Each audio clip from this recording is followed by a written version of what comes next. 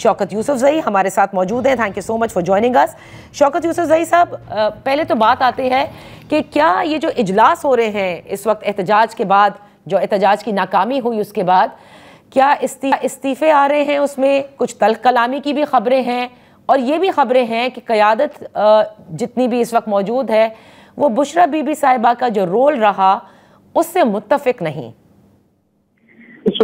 बहुत शुक्रिया। देखिए, नाकाम तो मैं नहीं कह सकता क्योंकि इतनी बड़ी तादाद में वर्कर्स निकले थे और अल्हम्दुलिल्लाह जहां हमने जाना था वहां पहुंच भी गए। हम सियासी लोग थे, सियासी जद्दोजहद कर रहे हैं, पुरअमन जद्दोजहद कर रहे हैं, लेकिन जिस अंदाज से हुकूमत ने गोलियां चला के लोगों को वहां से कहा, किसी को मारा, किसी को क्या किया, तो वो तो एक अलग कहानी है ना।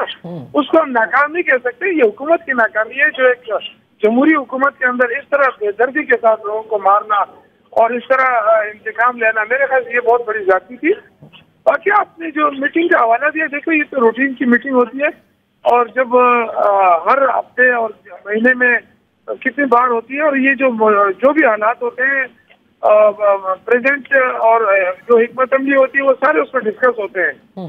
तो आपने कहा कोई तलख कलामी नहीं हुई है और ना ही किसी को मोर्द इल्जाम ठहराया गया, लेकिन जो पार्टी के लोग हैं उन्होंने, आपको पता है कि पहले भी ये कहा था कि जी वो खान साहब ने इजाजत दी थी कि आप डी चौक के अलावा कहीं भी अगर कोई जगह मिलती है, संजरानी या कोई और जगह, तो आप चले जाए वहाँ पे। तो उस पर ज्यादातर जो बहस होती रही कि जी अगर खान साहब ने कहा था कि क्यों नहीं गए, तो उससे मैंने आप 2 दिन पहले आपसे कहा था कि देखें ये मैं जो हमारी जो लीडरशिप है उसमें थोड़ी सी हमारी कोताही रही है और उनकी अगर वो स्टैंड ले लेते और कोई इशू ही नहीं था, हम आराम से आज भी रहते और आज हुकूमत घुटने टेक चुकी होती है अभी तक। लेकिन बहरहाल तो स्ट्रगल होती है पॉलिटिकल में, ये खत्म होती है ना, पार्टियों को खत्म किया जा सकता है, लेकिन हुकूमत ने तैयार किया है कि पीटीआई को क्रश करो। अच्छा। और पीटीआई जो है ना वो उसको दहशतगर्द करार दो, उस पर बैन लगाओ, गवर्नर राइट लगाओ, ये सारे ऑप्शन वो सोच रही है, लेकिन ये बहुत मुश्किल हो जाएगा। पाकिस्तान ऑलरेडी बहुत मुश्किल में है। जरा सोच समझ के ये फैसले करें। अगर इस तरह अंधाधुन फैसले हुए तो इससे बहुत नुकसान होगा मुल्क को और जमहूरियत पे बहुत बड़ा एक किस्म के कारी जर्द लगेगा। अच्छा। ये ना सोचिए कि आपने लोगों को मार के भगा दिया और अब आप पूरे सूबे पे कब्जा कर लेंगे, ऐसा नहीं होगा। ये लोगों के मैंडेट दिया है तारिक साहब को सूबे ने। सही। शौकत यूसुफजई साहब, एक और चीज बताइएगा ना, जब आप ये कहते हैं, जाहिर है कि आप लोगों का क्लेम है कि बहुत सारे लोग वहां पर जख्मी भी हुए और लाशें भी गिरी, उनको गोलियां मारी गई। आज जो प्रेस कॉन्फ्रेंस हुई उसमें शेख वकास कहते हैं कि अभी हम 12 की तस्दीक कर सकते हैं। तो आपको नहीं लगता 26 नवंबर का यह वाक़या है, आज 29 है, पार्टी को अब तक ये तवाइफ जो है कम से कम जमा कर लेने चाहिए हैं ताकि आप लोग बता सकें सबको कि कौन बंदा था, कहाँ का रहने वाला था, कहाँ उसके साथ क्या वाक़या हुआ। मैं जो अभी आ रहा हूँ ना, तो मैं शांगला से आ रहा था और शांगला में हूँ और उसकी जो मेन वजह थी, जो आपके साथ नेट का इशू आ रहा था मेरा, वो इसीलिए था कि मैं शांगला में था और जो बंदा वहाँ पे शहीद हुआ था मैं उसकी दुआ के लिए अभी किया था। वो और कई मेरे 4-5 वर्कर जो वो जख्मी हैं, कुछ मिसिंग है, जो अभी पता चला है कल कि वो जेलों में है। तो देखिए ऐसा है कि लोग जख्मी हुए हैं, ये अगर कोई कहे कि नहीं हुए तो बड़ी जाती होगी। और कितने भी कंफर्म हुए, अभी कंफर्म इसलिए नहीं हो रहे हैं कि बहुत सारे लोग अभी लोग सोच रहे हैं कि जी आज घर आएंगे, कल घर आएंगे, पता नहीं किस थाने में होंगे। अगर ये थानों में ना हुए तो जाहिर है फिर तो मिसिंग हो गया। मिसिंग क्या हो गए, मारा होगा। फिर इस तरह लाल मस्जिद में लोगों को एक ही जगह पे दफना दिया गया था, इसी तरह ये भी हो सकता है। लेकिन मैं समझता हूँ कि हुकूमत ने जो कुछ भी किया अब उसके ऊपर रऊनत न दिखाए, माजरत करे, क्योंकि सियासी वर्कर थे। आप हर वफाकी वजीर आके चैनलों के ऊपर कहता है ये दहशतगर्द है। भाई आपने कैसे एस्टेब्लिश कर लिया कि हम दहशतगर्द हैं? आपने कैसे एस्टेब्लिश कर दिया कि ये पता नहीं क्या करने जा रहे थे? डी चौक कौन सी ऐसी जगह है, पहले इससे पहले कितने एहतजाज हुए, क्यों मतलब इस तरह ज्यादती की गई? अगर डी चौक चले भी गए तो क्या होता?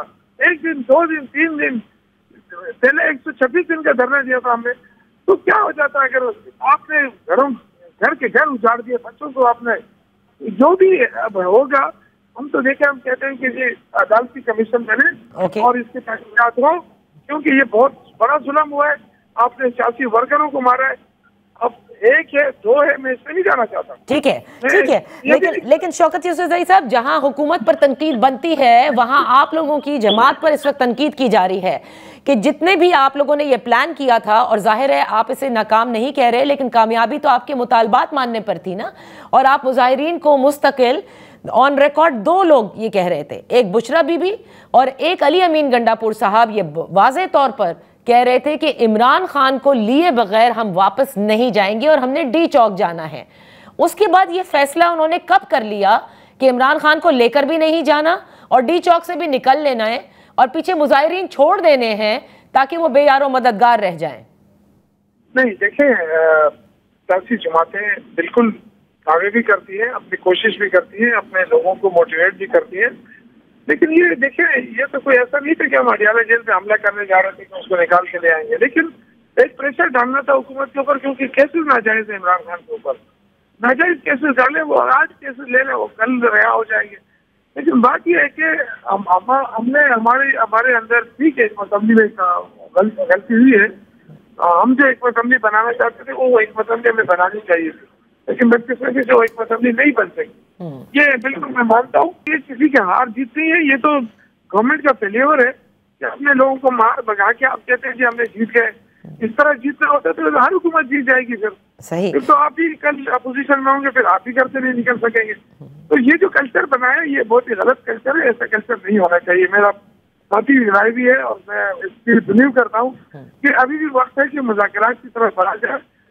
वो धमकियां न दें कि हम ये कर देंगे, लगा देंगे। ठीक, मेरे ख्याल से पाकिस्तान को छोड़ें कि आराम से चले।